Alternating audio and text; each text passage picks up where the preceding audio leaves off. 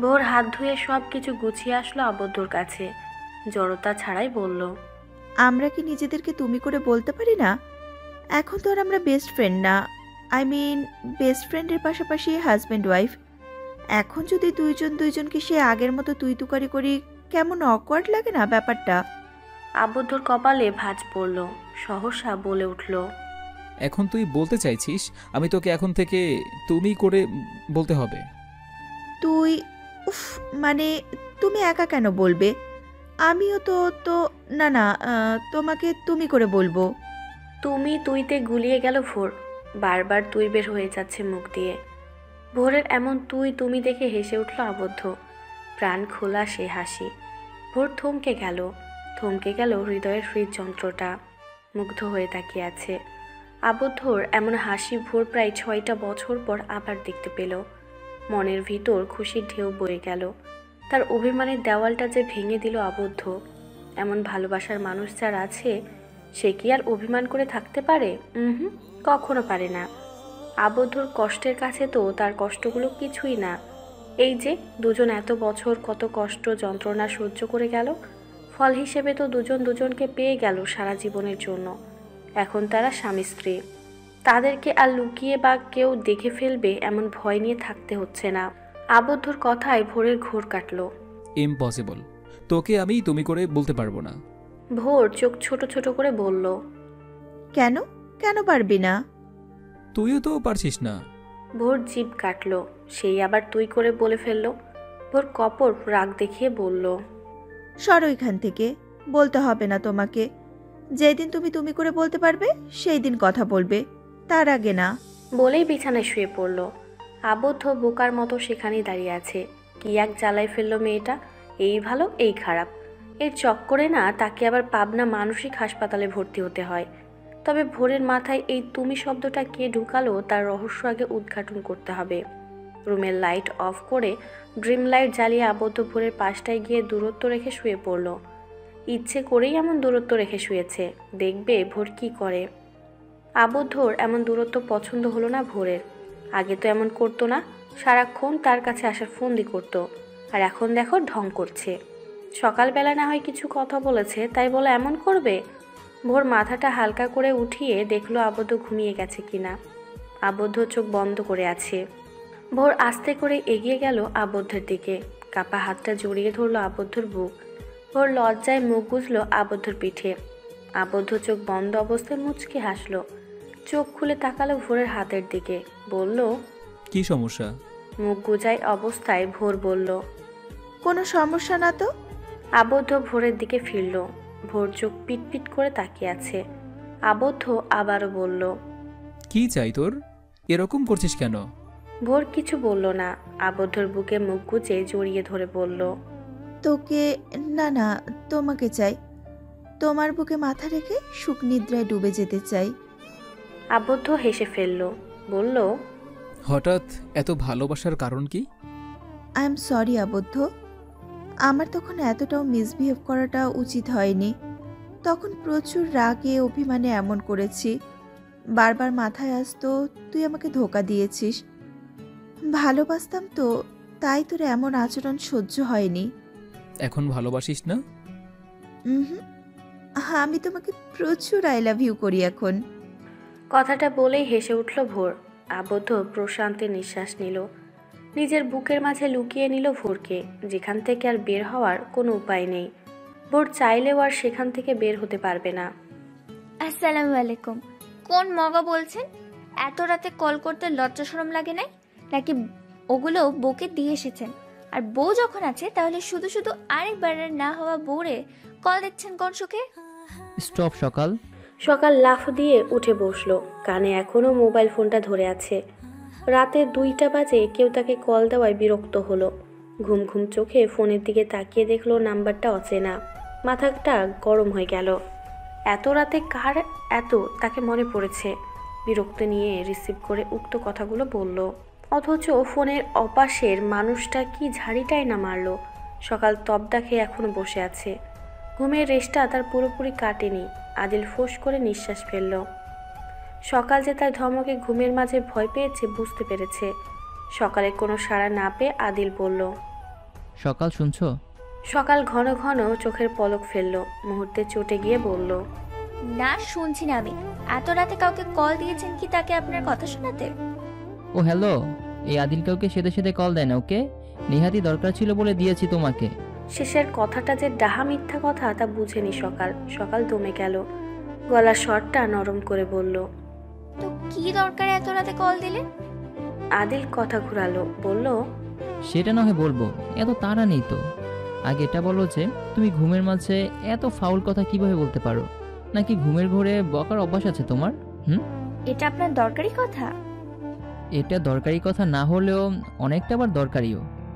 সকাল চোখ মুখ কুচকে বলল, এটা আবার কেমন দরকারি? আদিল খাটের সাথে হেলান দিয়ে বালিশটা কোলে নিয়ে আরাম করে বসলো। মোবাইল ফোনটা বাম কানে নিয়ে ডান হাত দিয়ে চুলগুলো আরেকটু এলোমেলো করে বলল, বললাম না অনেক দরকারি। শোনো, ধরো তোমার বিয়ে হলো, তখন তুমি যদি ঘুমের ঘরের মধ্যে উল্টাপাল্টা বকো, বেচারা তোমার হাজবেন্ড তো ভয় পাবে, ভাববে তোমাকে ভূতে ধরেছে। এই নিয়ে সবাই কত কথা বলবে, ভাবো তাহলে এটা কতটা দরকারি একটা বিষয়। সকাল রাগে নাকের ডগা ফুলালো। এমন আজাইরা কথার কোনো মানে হয়, তাও এত রাতে? গলার স্বরটা নিচু করে তাতে দাঁত পিষে বলল, সেটা আমি এবং আমার না হওয়া জামাই বুঝবো। এই নিয়ে আপনাকে এত ভাবতে হবে না, বুঝছেন? আপনি আপনার ভবিষ্যৎ বউকে নিয়ে চিন্তা করুন। আদিল মুখ ফসকে বলে ফেলল। তুমি থাকতে কিসের চিন্তা আবার? সকাল কথাটার মানে না বুঝে বলল। মানে? আদিল হক চকালো, কি বলে ফেললো সে? তাড়াতাড়ি করে বলল, মানে হলো তুমি থাকতে কিসের চিন্তা? তোমাকে দিয়ে আমার জন্য বউ খুঁজবো। সকালের হুট করে মন খারাপ হয়ে গেল, কিন্তু কেন? নিজ মনেই প্রশ্ন করলো।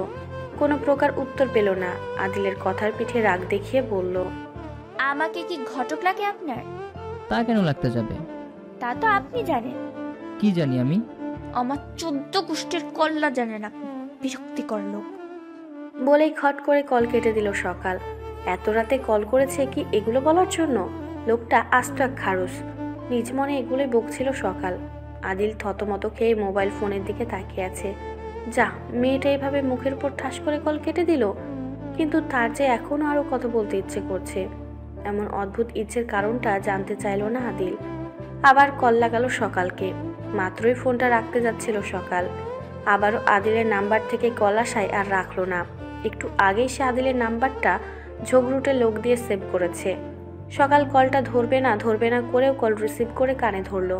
ওপাশ থেকে আদিল বলল, এভাবে কল কেটে দিলে কেন?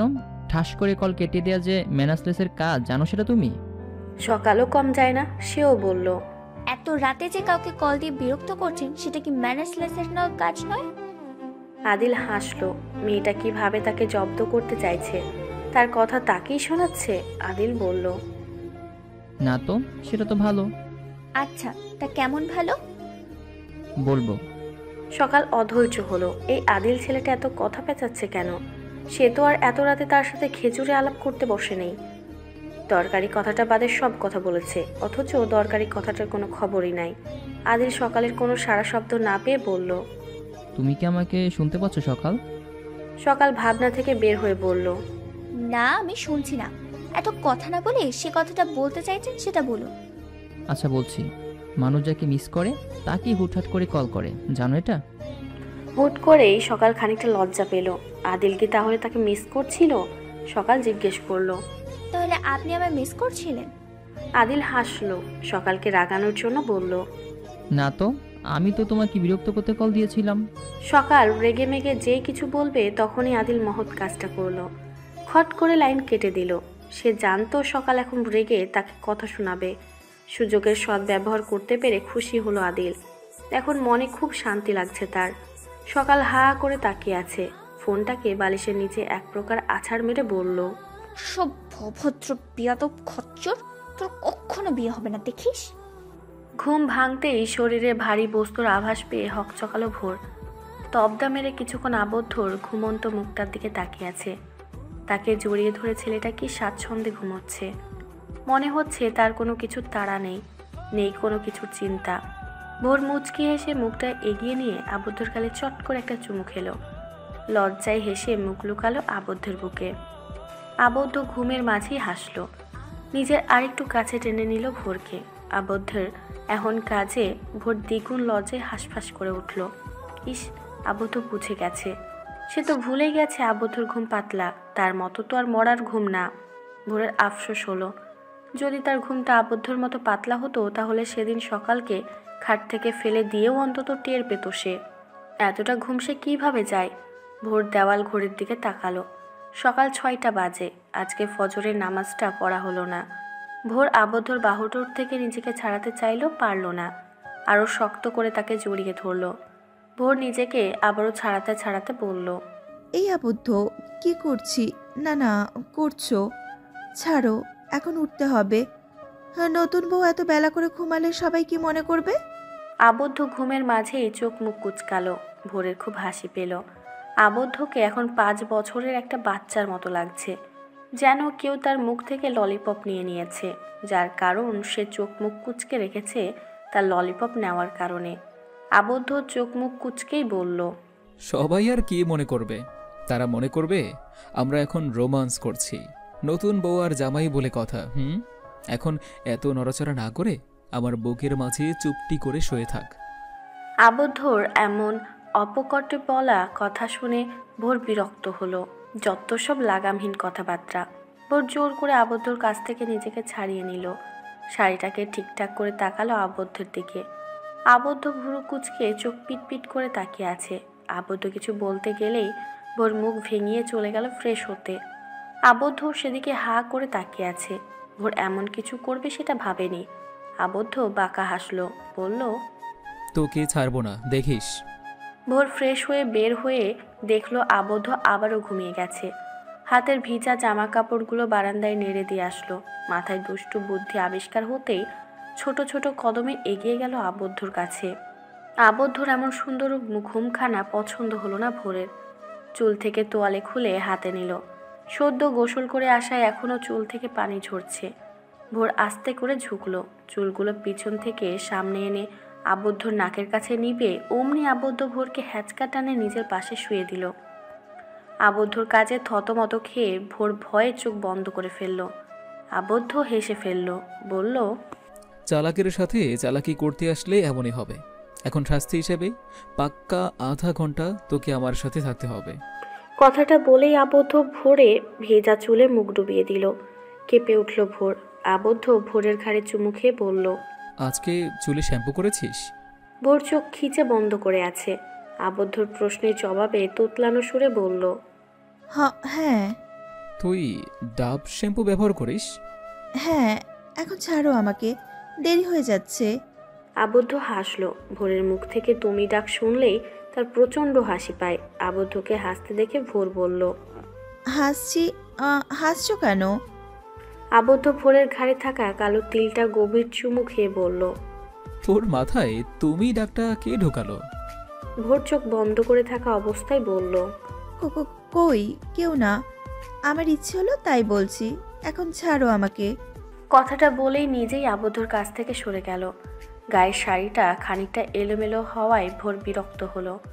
মাত্রই শাড়িটা সুন্দর করে গুছিয়ে পড়েছিল, এখন আবার আবদ্ধর কারণে এলোমেলো হলো।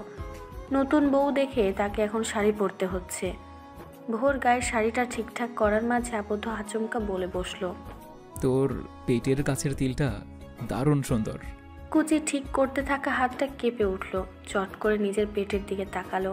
শাড়ির কুচি ঠিক করার সময় কখন যে বেখিয়ালিতে শাড়ির আঁচল কাঁধের উপর উঠিয়ে রেখেছে খেয়াল করেনি। ভোর তাড়াতাড়ি করে আঁচল নামিয়ে চোখ পাকিয়ে তাকালো। দাঁত কটমট করে বলল, অসভ্য ছেলে কোথাকার। বলেই হনহনিয়ে রুম থেকে বাইরে চলে গেল। আবদ্ধ সেদিক পানে তাকিয়ে হো হো করে হেসে উঠল। মেয়েটাকে রাগাতে এত ভালো লাগে কেন? আবদ্ধ মাথার চুলগুলো এলোমেলো করে বলল, আমার মিষ্টি ভোর পাখি। আজকে উঠতে একটু দেরি হয়ে গেল নায়েলি বেগমের। ফজরের নামাজ পড়ে তসবিহ পড়তে পড়তে কখন যে এবার ঘুমিয়ে গেলেন টের পেলেন না। ঘুম ছুটে যেতেই দেখলেন 6:30 উপরে বাজে। তাড়াতাড়ি করে উঠে ফ্রেশ হয়ে রান্নাঘরের উদ্দেশ্যে হাঁটা দিলেন। আফিল রহমান তখন ঘুমে, এখনও কেউ উঠেনি। সবার জন্য নাস্তা বানাতে বানাতে আরও দেরি হয়ে যাবে। ড্রয়িং রুমে তখন তার বড় বোন নার্গিস বেগম বসেছিলেন। নায়েলি বেগম এসব ভাবতে ভাবতে রান্নাঘরে আসতেই ভোরকে দেখে চমকে গেলেন। মেয়েটাকে এমন সময় এখানে আশা করেননি তিনি। শাশুড়ি মাকে দেখে বিস্তর এক হাসি দিল ভোর।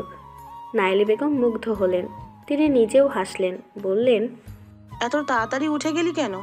আমার মেয়ের মতো তুই, এত তুমি বলতে পারবো না।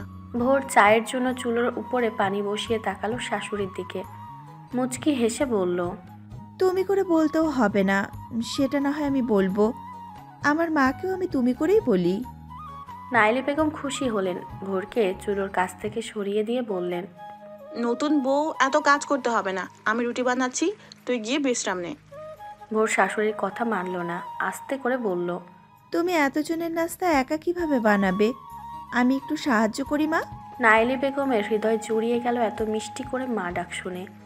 আলিফাও ঠিক এমন করে বলতো, একটু সাহায্য করি মা। তখন তিনি আর না করতেন না, আজকেও না করেননি। রুটি বানাতে বানাতে বলল, আচ্ছা, কিছু করতে হলে আমি রুটি বানাচ্ছি, তুই সেঁকে দিস। আপাতত এখন তোর হাতে 1 কাপ চা বানিয়ে তোর খালা শাশুড়িকে দিয়ে আয়, তোর হাতে চা খেতে চেয়েছে।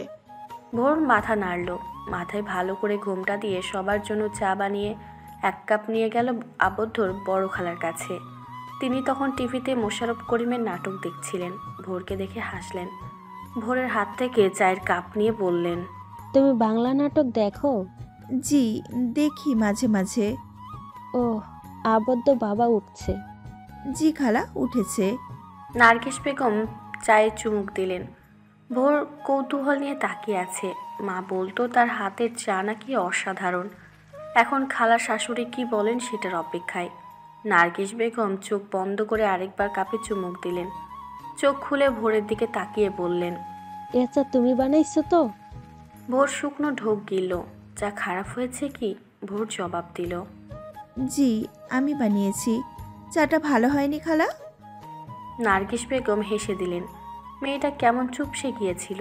তিনি খুশি ও মনে বললেন, এত ভালো চা তো মনে হয় আমিও বানাতে পারি না। যতদিন থাকবো ততদিন তোমার হাতের চা বানিয়ে খাওয়াইও। ভোর খুশি হয়ে বলল, জি অবশ্যই। সবাই ততক্ষণে উঠে গেছে। ভোর একবার দোতলায় তাকালো। আবদ্ধ এখনও নিচে আসেনি। সবাই টেবিলে যার যার আসন গ্রহণ করে বসে আছে। ভোরকে এমন বারবার দোতলায় তাকাতে দেখে আলিফা বলল, আবদ্ধ উঠেছে ভোর? আলিফার প্রশ্নে ভোর বলল, উঠেছে তো, সে কখন। তাহলে ডেকে আনো ওকে। আলিফার সাথে তাল মিলিয়ে নাইলি বেগমও বললেন, যা তোমা, আবদ্ধকে ডেকে আন। ভোর সায় জানিয়ে 2 কদম এগোতে আবদ্ধ নিচে চলে আসলো। আবদ্ধ কালো টি শার্টের সাথে কালো ট্রাউজার পরেছে, চুলগুলো এক সাইডে করে রেখেছে। ভোর অপলক তাকিয়ে আছে আবদ্ধের দিকে। খানিকক্ষণের জন্য ভুলে বসলো সবার কথা। আবদ্ধ ভোরকে এভাবে হা করে থাকতে দেখে খুব খুব করে কেসে উঠল। ভোর নিজেকে সংযত করে বলল, এত দেরি করলেন যে? অকপটে থেমে গেল ভোর। সবার দিকে তাকিয়ে দেখলো সবাই তার দিকে তাকিয়ে আছে। কি বলতে যাচ্ছিল সে? সবার সামনে স্বামীকে তুই করে বলতে যাচ্ছিল। ছি, মনে মনে জিভ কাটল ভোর। মেয়েকে হাসি দিয়ে বলল, সবাই আপনার জন্য অপেক্ষা করছিল। হাসি হাসি মুখটা চুপসে গেল আবদ্ধর। এই মেয়ে তাকে সোজা আপনি করে বলা শুরু করলো। তুমি তো ঠিক ছিল, তাহলে এখন আপনি? ভোরও এখন মনে মনে খুব হাসছে। তাকে ফ্যাসাদে পড়তে দেখে তো খুব হাসছিল। এখন বুঝ হাসি কাকে বলে। আবদ্ধ গোমরা মুখেই নাস্তার টেবিলে বসলো। আলিফা মিটমিট করে হাসছে। আহা, আবদ্ধর গোমরা মুখটাকে সেই লাগছে। আলিফা দাঁত দিয়ে ঠোঁট চেপে আবদ্ধর একটু পাশে গেল। আদিল আলিফাকে আবদ্ধের কাছে যেতে দেখে কান পাতল। এরা কি তাকে বাদ দিচ্ছে নাকি? তামিম কপাল কুঁচকে আছে, কারণ আদিল তার সামনে দিয়ে নিজের মাথাটা হেলিয়ে রেখেছে। তামিম নিজেও নেই তেমনটা না। আলিফার পাশে বসায় সেও কান পেতে শোনার চেষ্টায় আছে। আদিল তামিমকে খোঁচা দিয়ে বলল, ভাইয়া, আপনি কিছু বললে আমাকে একটু বলিও, আমি এখান থেকে কিছু শুনতে পারছি না। তোমার আপু তো এখনো কিছুই বলে নাই, শুনবো কিভাবে? বলুক আগে। আদিল মাথা নাড়ল, কিন্তু মাথা সরালো না। চোখে এখনো অনেকটা ঘুম ঘুম ভাব। কাল রাতে সকালের সাথে কথা বলায় ঘুমোতে দেরি হয়ে গিয়েছিল তার, যার কারণে ঘুম পুরো হয়নি। আলিফা ভাইয়ের কানের কাছে মুখ নিয়ে বলল, খুব কষ্ট লাগছে না রে ভাই? আমাদেরও লেগেছে জানিস। আবদ্ধ চোখ কুচকে বোনের দিকে তাকালো। আলিফা দাঁত বের করে হাসলো। তামিম মাথাটা আরেকটু এগিয়ে আনলো ভালো করে শোনার জন্য। আদিলও একই কাজ করলো। সে তেমন সুবিধা পাচ্ছে না, তবুও হাল ছাড়ল না। তাকে শুনতেই হবে। আবদ্ধ আলিফাকে এভাবে দাঁত কেলিয়ে হাসতে দেখে বলল, তুই আগে হাসি বন্ধ কর আপি, এরপর বল কি বলতে চাইছিস তুই। আলিফা যেন এই কথাটার অপেক্ষায় ছিল। গলাটা একটু ঝেড়ে কেশে বলল, 40,000 টাকা দিয়েছিস, এত কষ্ট করে তোর বাসর ঘর সাজালাম। তুই সাজিয়েছিস?